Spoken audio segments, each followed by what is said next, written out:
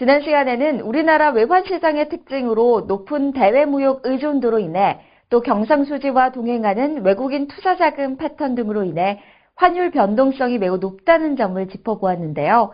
오늘 이 시간에는 이러한 환율 변동 위험을 줄이는 데 유용한 통화 선물 상품의 특징과 그 활용 방법에 관해 달러 선물 중심으로 살펴보려고 합니다. 계속해서 이 시각 주요 뉴스 만나보실까요?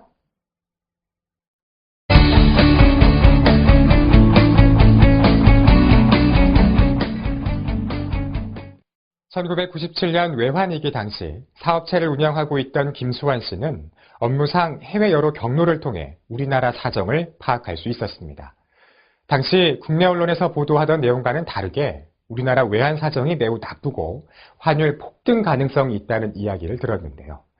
한국의 사정이 정부 발표와는 다르게 꽤 심각하다는 결론을 내린 김수환 씨는 만기가 다가온 2만 달러의 외화 차입금을 미리 준비하는 차원에서 은행에서 2만 달러를 매입했습니다. 얼마 지나지 않아 한국은 IMF 구제금융을 지원받게 이르렀고 900원대였던 환율은 한때 2,000원 부근까지 치솟았습니다. 차입금 만기일 김수환 씨는 환율 1,800원 부근에서 미리 준비한 2만 달러를 은행을 통해 송금했고 미리 준비하지 않았다면 불과 몇 달 만에 원금에 해당하는 환차손을 보면서 차입금을 2배로 갚아야 했을 것입니다. 우리나라 달러 선물은 1999년에 상장됐는데요. 1997년 외환위기 이후 주식시장이 폭락하면서 리스크 관리와 대체 투자 수단으로서 달러 선물에 대한 관심이 커졌습니다. 앞서 보신 김수환 씨의 경우 달러 선물이 상장되기 이전이었습니다. 1997년 당시 달러 선물 상품이 상장되어 있었더라면 김수환 씨뿐만 아니라 많은 사람들이 심각한 환차손을 피할 수 있지 않았을까 예상해 봅니다. 이와 같은 달러 선물 상품에 관한 자세한 내용은 오늘의 이슈에서 계속됩니다. 통화 선물은 말 그대로 외국 환을 대상으로 하는 선물 거래입니다. 현재 한국 거래소에는 달러 선물, 엔 선물, 유로 선물과 같은 세 종류의 통화 선물 상품이 상장되어 있는데요. 오늘 이 시간에는 통화 선물의 대표 상품인 달러 선물 중심으로 그 특성과 활용법을 알아보고 통화 옵션의 개념과 그 특징을 살펴보겠습니다.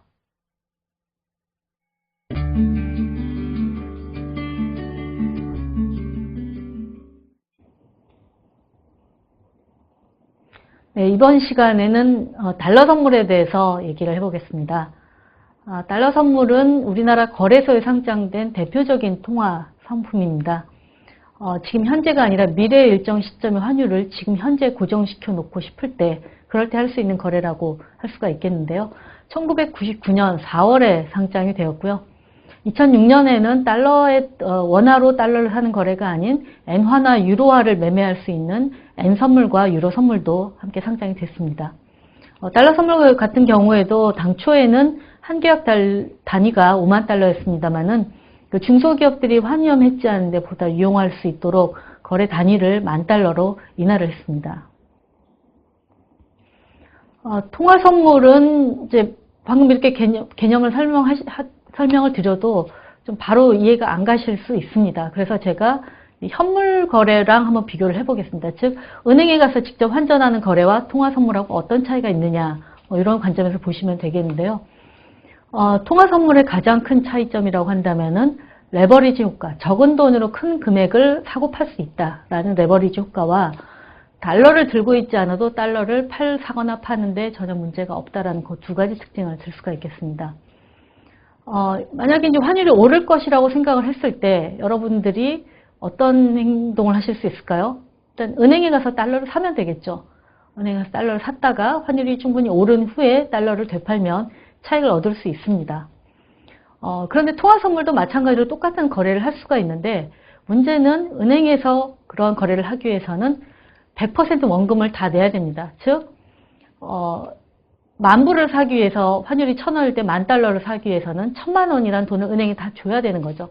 하지만 통화 선물은 거래소에 정한 일정량의 증거금만 납부하면 현물 거래와 동일한 그런 거래가 가능합니다. 한번 예를 들어 보겠습니다. 환율이 1,000원일 때 5만 달러를 샀다고 합시다. 은행에서. 은행에 사서 1,050원에 매도를 다시 되팔아서 50원의 차익을 얻었습니다. 그럼 5만 달러에 대해서 50원의 차익이기 때문에 약 250만 원의 상당히 큰 수익을 올릴 수가 있었습니다. 선물 거래도 마찬가지로 1,000원에 매수를 해서 1,050원에 매도를 하면 거래 이익은 똑같이 250만 원입니다. 그런데 현물 거래는 원금을 100% 다 납부했기 때문에 수익률로 따지게 되면 한 5% 정도에 그치는 반면에 선물의 경우는 지금 증거금리를 5.25%를 감안을 하면은 약 95.2%에 달하는 수익률. 즉 필요자금은 260만 원 정도의 돈을 넣고 250만 원의 돈을 버는 그런 결과가 됩니다. 이게 이제 선물의 특징이라고도 할 수가 있겠습니다. 물론 거래가 예상보다 환율이 반대로 갔을 때는 상당히 손실이 커질 수 있다는 것도 고려를 해봐야 되겠죠. 또 하나의 특징은 환율이 내가 달러를 갖고 있다면 환율이 오른다고 생각이 됐을 때 갖고 있다고 환율이 충분히 올랐을 때 팔면 되겠지만은 환율이 빠진다고 생각을 했을 때 은행을 통해서 할 수 있는 거래가 사실 마땅치 않은 게 없습니다. 그럼 환율이 충분히 떨어질 때까지 기다렸다가 다시 달러를 사는 방법밖에 없다는 거예요. 달러를 들고 있지 않다면. 하지만 통화선물에서는 달러를 들고 있지 않더라도 언제든지 내가 달러를 사거나 파는 게 굉장히 자유롭다는 겁니다. 왜냐하면 통화선물은 만기 이전에 대부분 정산을 하기 때문에 내가 거래한 가격의 차이만 가지고 그런 수익을 결정을 할 수 있기 때문입니다. 해지 목적일 경우에는 이제 소정의 증거금만으로도 이런 거래가 가능하다라는 점에서 통화선물이 매우 유용한 수단이 될 수도 있겠습니다만은 방향성 거래 목적이다라고 하면은 이렇게 레버리지율이 높은 만큼 투자 원금을 전액 잃을 가능성도 매우 높다라는 점은 감안을 하셔야 될 것 같습니다. 이번에는 통화 선물과 은행 간 거래에서 이루어지는 선물안과의 차이를 한번 보겠습니다. 일반적으로 기업들이나 일반 개인들이 환위험을 해지하고자 할 때 은행과 선물안 거래를 주로 활용을 할 수가 있습니다. 그 선물안 거래와 거래소에 상장된 통화 선물은 어떤 거래소에 상장이 되어 있느냐 장외 거래냐 요 기본적인 차이 외에는 어떤 그 상품의 성격 자체는 매우 동일합니다. 지금 시점에 미래 시점의 환율을 미리 고정시켜 놓고자 하는 그런 거래 목적이 동일하다는 의미입니다. 근데 구체적으로는 어떤 차이가 있느냐? 통화 선물 같은 경우에는 거래소에 상장된 상품이다 보니까 모든 거래 조건이 표준화가 되어 있습니다. 내가 원하는 대로 조건을 만들 수가 없고 거래소가 만들어 놓은 조건에 맞춰서 거래를 해야 된다는 거고요. 선물하는 사실 장외 거래라는 것은 당사자끼리 1대1로 거래를 할 수 있다는 의미입니다. 따라서 거래 당사자의 필요에 따라서 거래 조건을 다 만들어낼 수 있다는 그런 점이 차이가 있겠습니다. 또한 이제 선물안 같은 경우는 당사자 간의 신용을 바탕으로 거래가 이루어지는 거래이다 보니까 사실은 일반 개인들이 은행과 선물안 거래를 하려고 하면 거의 불가능하다고 보시면 될 것 같습니다. 기업 중에서도 신용도가 높은 그런 기업이나 금융기관들이 은행과 선물안 거래가 가능한 그런 반면에 통화 선물은 청산소가 그 거래 당사자 양방의 그 계약 이행을 보증을 해주기 때문에 보증금을 내고 거래를 하기 때문에 누구나 상관없이 시장에 참여할 수 있다는 점이 차이가 있습니다. 또 이제 선물안은 대부분 2개월짜리 선물안 계약을 했다 그럼 만기 시까지 다 가지고 갔다가 계약을 그대로 유지를 했다가 만기 시점에 당초 예상한 대로 서로 달러 원화를 주고받는 그런 거래가 종료가 된다면 통화 선물은 대부분이 만기 전에 실물 인수도를 그러니까 만기까지 들고 가면 실물 직접 선물안과 마찬가지로 통화를 교환을 해야 되지만은 대부분 만기 이전에 반대 매매로 청산을 하는 그런 점에서 통화 선물과 선물안의 차이가 있다라고 말씀을 드리겠습니다. 자, 이번 통화 선물이 그럼 달러 선물이 어떻게 생겼는지 한번 볼까요? 이제 거래소가 모든 조건을 표준화했다라고 말씀을 드렸는데요. 일단 한 개월 단위는 $10,000입니다. 그 다음에 만기도 거래소에 정해놨습니다. 총 8개의 결제월이 있고요. 최근 연속 6개월, 그러니까 지금 현재 시점부터 매월 결제월에다가 3, 6, 9, 12 분기월까지 해서 총 8개의 결제월이 상장이 되어 있습니다. 가격 표시는 일반 현물안 거래와 모두 동일하고요. 한 계약 단위가 $10,000이고 최소 가격 변동 폭이 0.1원이기 때문에 최소 가격 변동 금액은 1,000원이 됩니다. 환율이 0.1원 움직이면 가치가 1,000원이 움직인다라고 보시면 되겠습니다. 최종 거래는 결제율의 세 번째 월요일, 그러니까 매월마다 만기가 돌아오기 때문에 매월 세 번째 월요일은 통화선물의 만기일이다라고 보시면 될 것 같고, 만기일까지 거래를 청산하지 않고 그대로 들고 있었다라고 하면 그 날로부터 이 영업일 후에 약정된 대로 달러를 주고받으면 거래가 완전하게 종결이 됩니다. 통화선물은 일단 그 증거금이 현재로서는 위탁증거금이 5.2%, 유지증거금이 3.5%인데요. 이 증거금은 환율의 변동성을 감안을 하여서 거래소가 조정을 할 수 있는 고정된 부분은 아닙니다. 자, 이번에는 그러면 이제 실제로 HTS를 보시면서 달러 선물을 어떻게 거래하는지를 한번 살펴보도록 하겠습니다. 지금 보여드린 화면이 그 달러 선물이 실제 거래가 되는 그런 환경을 보여드리고 있는데요. 만약에 이제 환율이 떨어질 거라고 생각한 사람이 있었다라고 합시다. 환율이 떨어질 거로 생각을 하고 그럼 달러 선물을 통해서 달러 매도 주문을 내겠죠. 그래서 지금 뭐 A씨 같은 경우에는 환율을 1091.60원의 매도 주문을 HTS에 입력을 했습니다. 지금 매도 최우선 호가가 1091원 60전에 있죠. 그래서 거기에 이제 자기도 매도 주문을 냈습니다. 좀 기다렸더니 체결이 됐다고 체결 메시지가 떴습니다. 근데 이제 잠시만요. 그 체결하기 이전에 필요한 것이 어떤 절차가 있을까요? 그럴 때 계좌 개설을 해야 되겠죠. 계좌 개설을 하고 또 계좌 개설만 한다고 바로 거래할 수 있는 게 아니라 증거금을 납부를 해야 됩니다. 그래서 자기가 이제 거래하고자 하는 규모에 맞춰서 적정 그 증거금을 넣고 거래를 시작을 하면 됩니다. 그래서 이제 그 A씨가 환율을 1091.60원의 매도 주문을 HTS로 주문을 냈는데 마침 그게 바로 체결이 됐습니다. 1091.60원의 달러 선물을 10계약 매도 주문을 냈는데 거기에 필요한 증거금은 5.25%의 증거금리로 감안하면 약 570만 원 정도 됩니다. 그래서 A씨가 한 600만 원 정도 일단은 증거금을 넣어놓고 거래를 시작을 했습니다.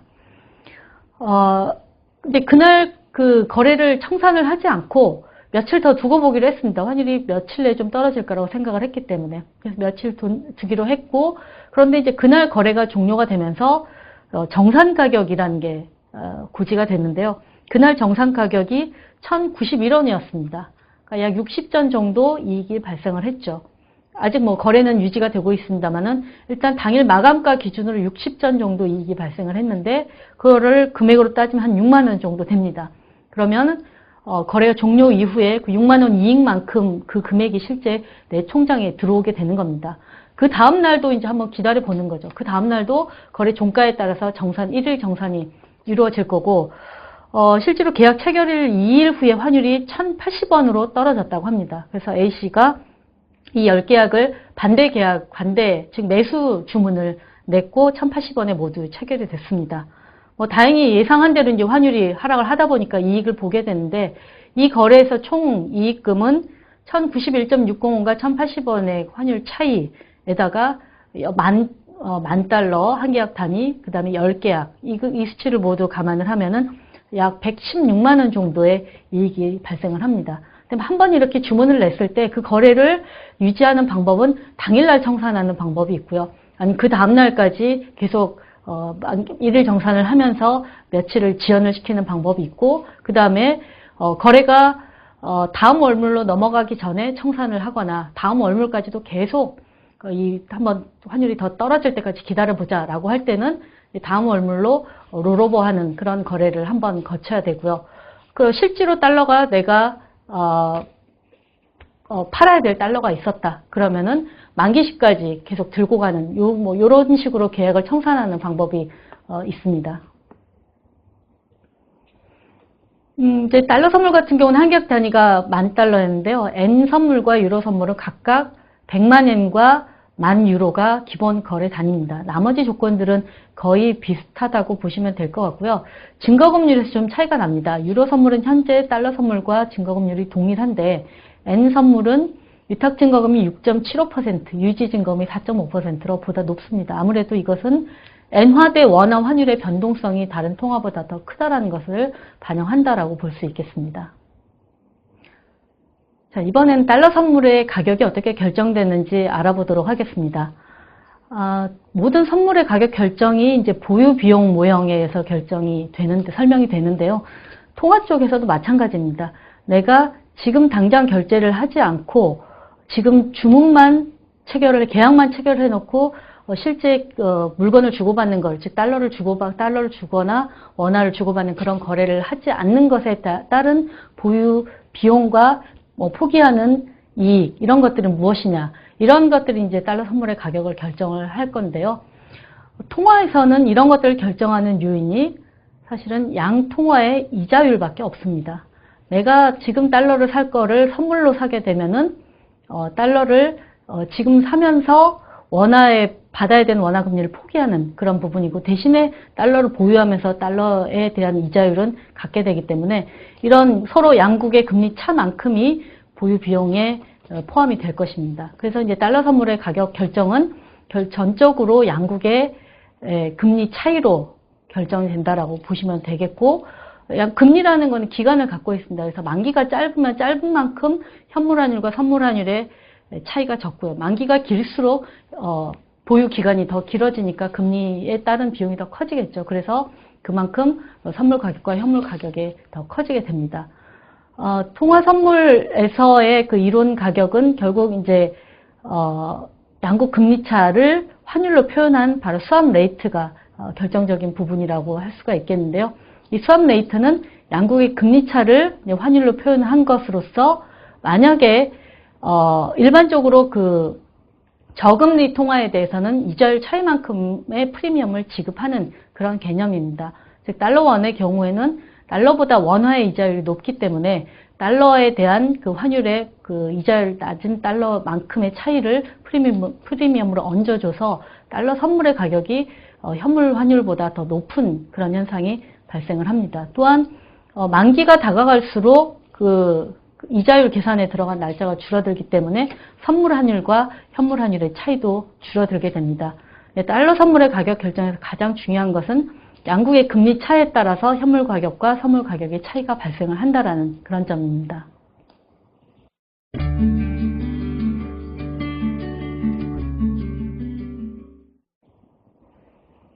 실제로 이제 달러 선물을 통해서 어떻게 거래하는지 사례를 한번 들어보도록 하겠습니다.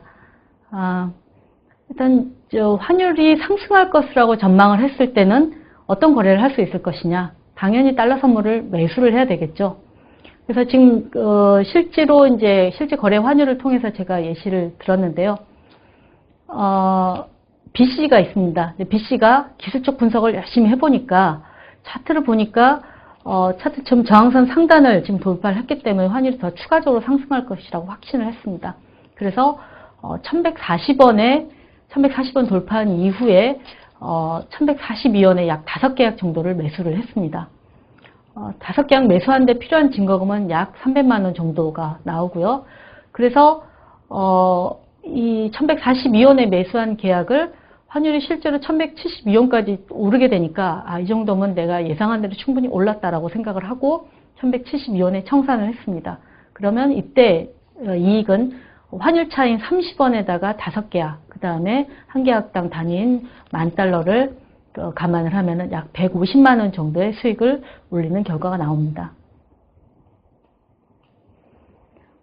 지금 그 방향성 거래에 대해서 말씀을 드렸는데, 사실은 해지 거래도 통화 선물이 매우 유용한 상품에 틀림이 없습니다. 앞서 통화 선물의 특징에 대해서 말씀을 드렸는데, 통화 선물은 대기업보다는 좀 중견 기업이나 중소기업들이 활용하기에 훨씬 유리한 부분이 있습니다. 왜냐하면은 신용도가 좀 떨어지더라도 은행 간의 가격에 접근을 하면서 선물한 거래가 가능하기 때문인데요. 그래서 이번에는 그 매도 해지 사례를 한번 들어보도록 하겠습니다. 매도 해지, 언제 매도 해지를 하게 될까요? 해지라는 것은 위험을 회피하기 위한 거래입니다. 근데 환율이 떨어졌을 때 손해를 본다면 환율이 떨어졌을 때 이익을 보는 거래를 하는 게 맞겠죠. 그래서 환율이 떨어졌을 때 이익을 보려면은 달러를 매도를 해야 됩니다. 그래서 수출업체나 외화 자산을 갖고 있는 그런 업체들 같은 경우에는 환율이 올라갈 때는 환차익이 발생을 하지만 환율이 떨어질 때는 환차손이 발생을 하기 때문에 이 환율이 떨어지는 부분에 그 환차손을 보전하기 위해서 달러 선물을 매도를 하면 됩니다. 실제로 그 가격을 보면서 한번 말씀드리도록 하겠습니다.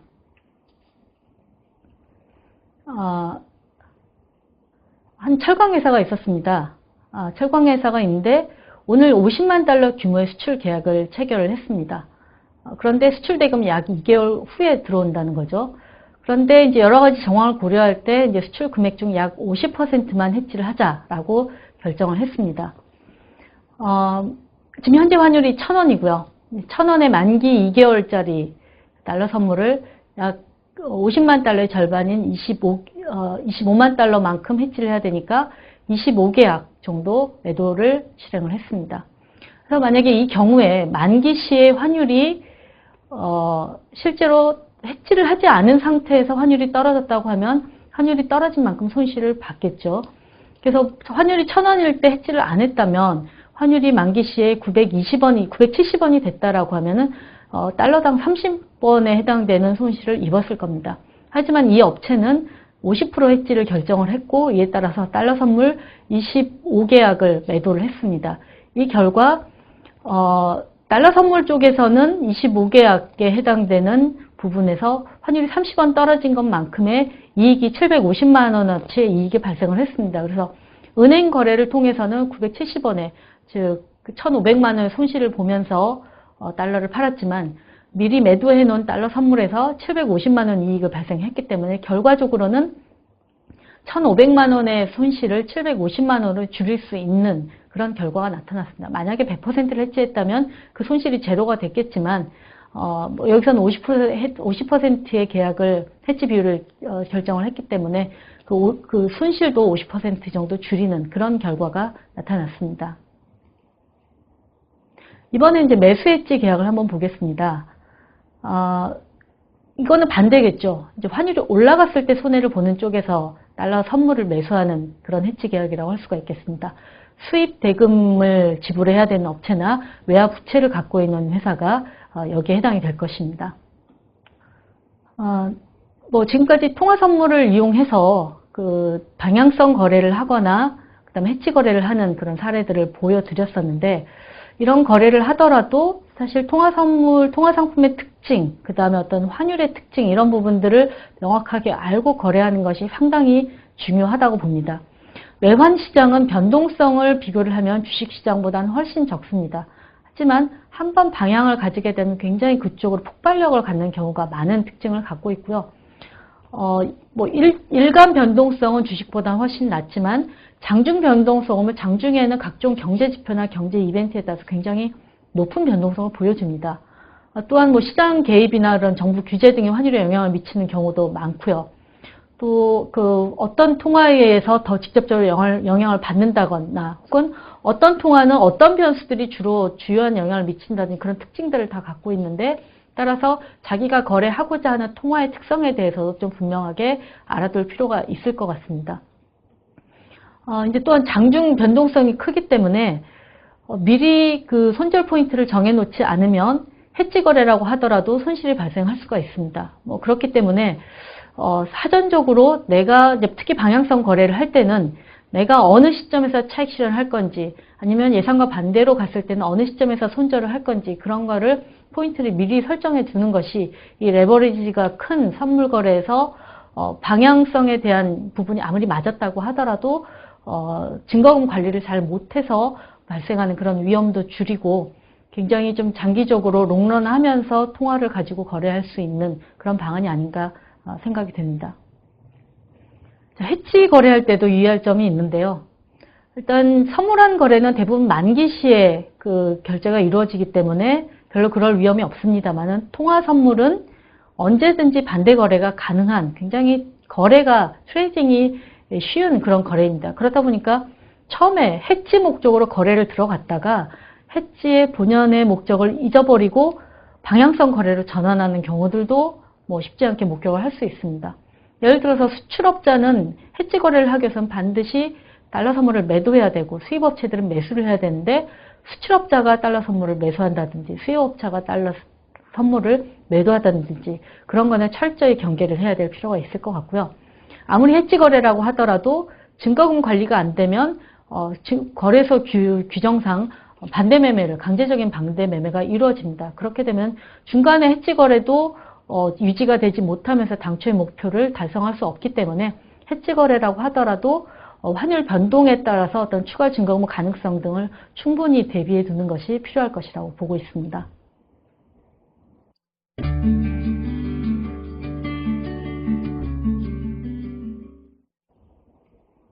자, 마지막으로 이제 달러 옵션에 대해서 말씀드리도록 하겠습니다. 달러 옵션은 다른 옵션과 개념은 다 같습니다. 개념은 같은데 이제 기초 자산이 바로 환율이라는 거죠. 그래서 다른 옵션의 개념과 마찬가지로 콜 옵션, 풋 옵션, 행사 가격 이런 특징들이 다 정해져 있고요. 선물이나 선물환과 한번 비교를 해보자면 통화 달러 옵션은 시장 환율이 옵션 매입자에게 유리한 경우에만 옵션을 선택적으로 행사를 할 수 있다. 따라서 옵션을 매입을 하게 되면은 손실은 내가 지급한 프리미엄에만 한정이 되고요. 이익은 환율 변동에 따라서 좀 무제한적으로 발생할 수 있습니다. 반면에 선물이나 선물환 거래는 환율이 나한테 유리한 방향으로 움직일 때도 그 유리한 부분을 다 포기하고 다만 불리하게 움직일 때만 그걸 방어할 수 있다는 점에서 선물과 옵션에 큰 차이가 있다라고 할 수가 있을 것 같고요. 또 통화 옵션은 통화 선물과는 다르게 일일 정산 제도가 없습니다. 그리고 증거금은 옵션 매도자는 위험 요인을 감안한 수준의 증거금을 납부를 해야 되고요. 옵션 매입자는 옵션 매수 대금인 프리미엄만 납부한다라는 점이 통화 선물과의 차이점으로 볼 수 있겠습니다. 우리나라도 2000년대 들어와서 통화 옵션 시장이 매우 발달했습니다. 하지만 이거는 이제 장내 시장보다는 장외 시장 중심으로 발달이 되었고요. 특히 2006년, 7년을 거치면서 일평균 통화 옵션 거래가 무려 12억 달러가 넘을 정도로 굉장히 통화 옵션이 활성화가 됐습니다. 하지만 2008년도에 금융위기로 이제 옵션 환율이 크게 올라가지 않을 것으로 예상을 하고 거래를 했다가 그 환율이 급등을 하면서 대규모 손실을 일어나는 그런 어려움을 겪기도 했었고요. 그 여파로 지금 현재는 일평균 거래량이 약 2억 달러 수준으로 크게 줄어들어 있습니다.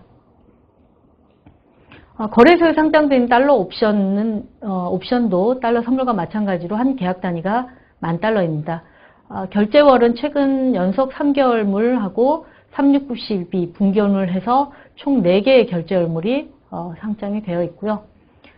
가격은 프리미엄, 원화로 표시가 되고 행사 가격이라는 게 옵션의 특징이지 않겠습니까? 그래서 at the money, 지금 현재 현물 가격과 가장 가까운 그런 가격 기준으로 약 10원 단위로 상하 3개씩 그 가격이 행사 가격이 설정이 되도록 되어 있습니다. 최소 가격 변동 금액도 통화 선물과 마찬가지로 1,000원 단위가 되겠습니다. 통화 달러 옵션이 상당히 업체들의 해지 거래는 유용한 거래이겠습니다만은 현재는 지금 아직 유동성이 좀 충분하게 확보가 되지 않아서 통화 옵션의 거래는 좀 사실상 어려운 형편입니다.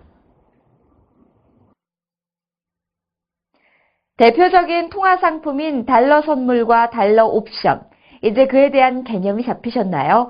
주요 내용을 다시 한번 정리해보면서 오늘 이 시간을 마무리하겠습니다.